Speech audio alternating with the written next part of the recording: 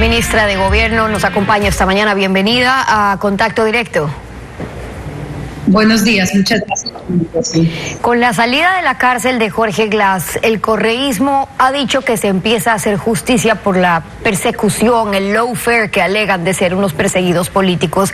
Y usted, como ministra de Gobierno con Lenín Moreno, se llevaría a juicio de ellos gran parte de esa culpa, porque fue en su gobierno que mandaron a la cárcel a Jorge Glass, que sentenciaron a ministros y huyeron unos cuantos. Entonces, este podría ser el inicio, como dicen ellos, de las causas a favor del correísmo. De ninguna manera. Stephanie, nuevamente buenos días, muchas gracias por la invitación. El hecho de que Jorge Glass haya estado en la cárcel y todavía tenga una pena pendiente por cumplir no tiene que ver con ningún asunto político, sino con los hechos de corrupción por los que pesan sobre Jorge Glass 3 sentencias diferentes, 2 de ellas están en firme, de 8 y 6 años respectivamente. Y creo que por ahí hay que empezar cualquier discusión sobre Glass. No es inocente, no ha cumplido su pena y está libre en este momento porque otra vez se burlaron de la justicia. No hay ningún juez que haya dicho que sus penas no existen, ni que ha sido inocente, ni que la justicia ha sido manipulada, ni siquiera hay un juez que haya dicho que cumplió con su pena y que terminó de pagar su sentencia. En este momento lo están usando y promocionando como un mártir, un perseguido político, simplemente porque volvieron a hacer precisamente aquello de lo que tanto los acusamos y que la justicia lo probó. Burlarse de la ley, pasarse por encima de la ley, vivir por fuera de la ley, con un juez de bolsillo que se prestó para una triquiñuela impresentable. Desde su experiencia como exministra, si no hay pacto o si el gobierno rechaza la acción de la justicia o de un juez al conceder este habeas corpus con sentencias ejecutoriadas en la forma y en las razones expuestas, ¿qué más debe hacer más allá de la apelación del SNAE? Sí, hay varias cosas que se pueden hacer. En este momento, en efecto, todos los ojos están puestos en la apelación, porque en el país entero hay un acuerdo. Lo que pasó en Manglar Alto no tiene presentación jurídica. ¿Por qué Manglar Alto? ¿Por qué un juez de turno, un juez cuestionado que ya no tenía nada que perder, se había pedido su salida? Argumentos como que se desconoce el lugar de la prisión. Todo esto jurídicamente no tiene sustento, no veo a nadie desde el punto de vista profesional jurídico defendiéndolo. Y entonces la apelación debería decir esto no tiene validez jurídica y por lo tanto Glass tiene que regresar a la cárcel. Desde el punto de vista jurídico, eso es lo que deberíamos esperar en estricto derecho. Desde el punto de vista de lo político, porque es innegable que esto tiene una dimensión política, desde el punto de vista de lo político, si hay pacto o no hay pacto y con quién o quiénes, se verá en los próximos días. Cuando yo veo los boletines de todas las fuerzas políticas representadas en la Asamblea Nacional, todos se acusan unos a otros. Yo no estoy con UNES, es el otro el que está ahí. ¿Eso significaría entonces que nadie va a ser mayoría con ellos en la Asamblea? ¿Que nadie va a votar con ellos en una eventual recomposición de fuerzas en la Asamblea Nacional? Porque creo que ahí podremos saber si hay acuerdos políticos y con quién o quiénes. Ahora, en ese manejo el Consejo de la Judicatura también. Ok, y en ese manejo de lo político que está en la otra orilla de lo jurídico, ¿qué estamos viendo entonces en la Asamblea? El PSC, la Izquierda Democrática, le dice a Creo, el pacto es de ellos. Creo, UNES, por eso las amnistías para los de las protestas de octubre, UNES, y ahora la salida de Glass. Y el gobierno le dice al PSC, pero si es PSC y es UNES los que se han unido en la Asamblea para no permitir que pase ningún proyecto de ley o para querer cambiar autoridades, el pacto es entre ellos. Pero hay una cosa que es común denominador en estas acusaciones, y es que UNES está pactando. ¿Por qué se vuelven indispensables para gobernar o para controlar entonces? Y yo solamente sumaría algo. Pachacutic sacó un comunicado igual. Es decir, Pachacutic, Izquierda Democrática, Creo y Partido Social Cristiano dicen nosotros no llegaremos a ningún acuerdo con UNES. Ni hemos llegado ni vamos a llegar. Veamos qué pasa en la Asamblea. Porque ahí podemos saber quiénes están de acuerdo y quiénes por 45 votos, y así respondo a su pregunta, 45 votos pesan mucho, pero la pregunta es quiénes están dispuestos por esos 45 votos a hacerse de la vista gorda, por ejemplo, de lo que ha pasado este fin de semana después de esta serie de boletines en donde todo el mundo coincide que la salida de Glass es contraria a la ley, a la Constitución, a la justicia, a la decencia.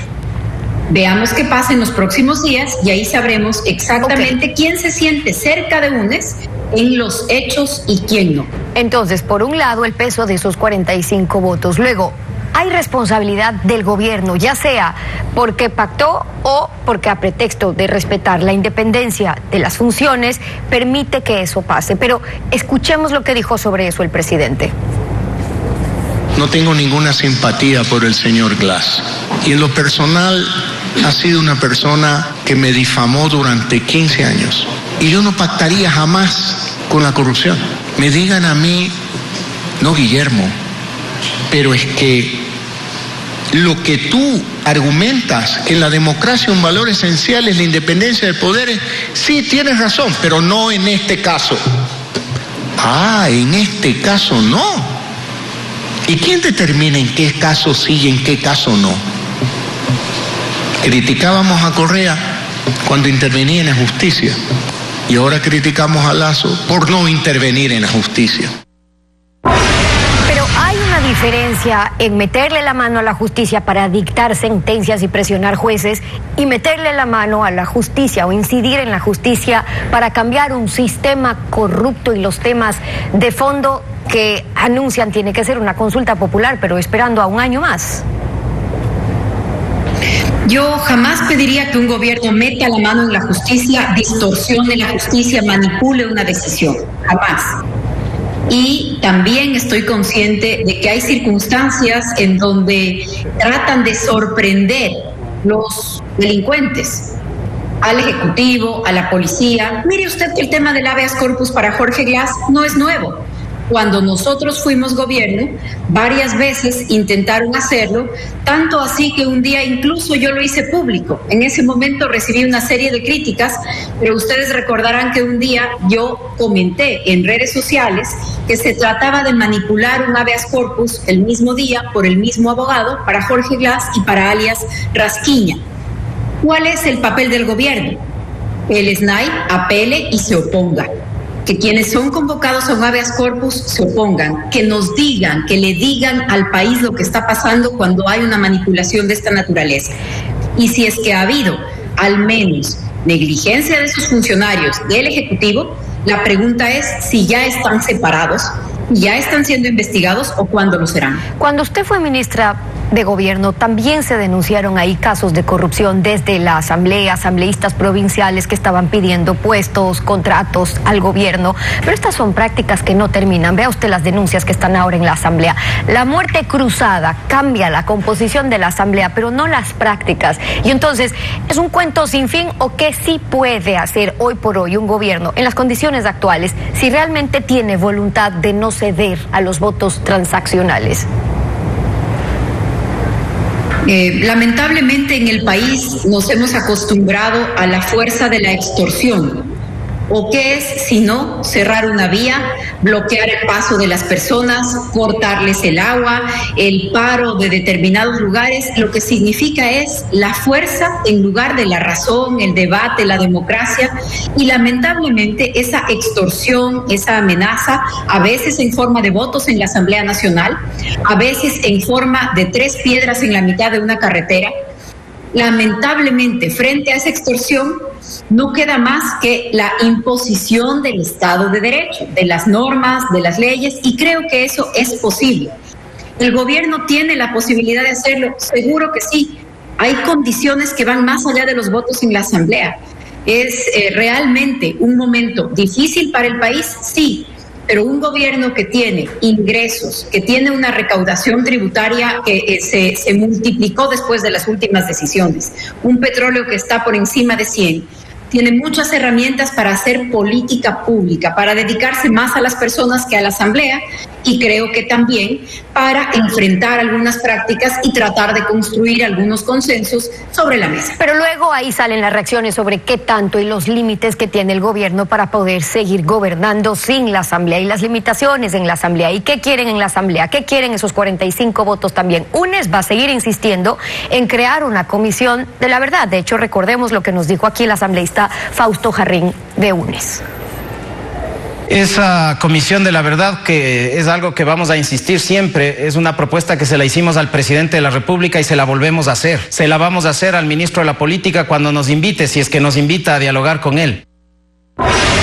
Esa es parte de una estrategia internacional, incluso con los abogados internacionales. La fiscal general fue la primera en reaccionar con la excarcelación de Glass y lo que ella dijo es que la fiscalía ha demostrado la comisión de los delitos y que ya los jueces, es decir, tribunales nacionales, determinaron la responsabilidad penal. Pero ¿de qué podría servir entonces esta comisión de la verdad que vienen insistiendo desde hace tiempo, primero desde la Asamblea? Hay que llamar a las cosas por su nombre. Lo que busca el correísmo es una comisión para certificar la impunidad, no para la verdad, para la impunidad. La sola propuesta es contraria a la Constitución. La Constitución prohíbe expresamente comisiones ad hoc, ya sea para hacer juzgamientos previos, ya sea para tratar de reemplazar a la justicia, peor todavía para desconocer fallos judiciales. Y ahí tenemos al correísmo proponiéndole al país de frente algo que ya sabemos en dónde está y a dónde está encaminado. ¿Qué van a revisar? Lo que van a hacer es cambiar el relato, lo que van a hacer es poner en el papel el relato que ellos han mantenido durante estos meses y estos años, pretendiendo que nos olvidemos. El problema no es un problema ni político ni ideológico. El problema es la negociación petrolera, Sucre, Alex Saab, la refinería de Esmeraldas, la del Pacífico que no existe y ahora parece que ha sido producto de una alucinación. El problema es que Odebrecht y Concienzao Santos en sus delaciones dijo que quien hacía caja y cobraba peaje, es decir, pedía dinero en el gobierno del Ecuador, era Jorge Glass. Y esa es la sentencia por la que estaba preso antes de que un juez de Manglar Alto diga que tiene que salir porque no saben bien en dónde está y porque está afectado psicológicamente. En estas circunstancias, su precedente en ruptura de los 25 en su momento, por cierto, al que también perteneció el ministro actual, Jiménez, es con un movimiento que irrumpió en la política, repudiando las prácticas en ese entonces de lo que llamaban la partidocracia, luego rompiendo con Correa porque decían que había perfeccionado esas prácticas, pero quizás usted en el Ministerio del Gobierno evidenció que en ese puesto resulta que utópico pensar en que pueden no negociar y querer mantener la gobernabilidad. ¿Qué medidas de ruptura hacen falta ahora para destrabar entonces estas pugnas de poderes finalmente que se están dando y que tanto daño le hacen a la ciudadanía? El gobierno necesita gobernabilidad, pero no a cualquier costo, y yo creo que esto es muy importante. Ya que usted se ha referido a mi paso por el Ministerio de Gobierno, a mi responsabilidad en el Ministerio de Gobierno, nosotros en su momento hicimos un acuerdo político con 4 fuerzas políticas, incluida la fuerza que hoy mismo está en el gobierno, con un acuerdo con puntos programáticos claros. En esos puntos, cuando se sometieron a leyes, se votaron de manera conjunta. En otros casos, perdíamos las leyes. Y cuando las perdíamos, volvíamos a presentarlas, las modificábamos, seguíamos conversando, discutíamos, participábamos en el debate y de nuevo, si es que se mandaban al archivo o se perdían, volvíamos a presentarlas. Y cuando tuvimos una prueba posible de llevarla a la justicia de corrupción de un asambleísta, la llevé, y Daniel Mendoza está privado de libertad y sentenciado por la Justicia Nacional. La exministra de Gobierno María Paula Romo acompañándonos hoy en Contacto Directo. Muchas gracias por haber estado con nosotros. A usted, muchísimas gracias. Buenos días.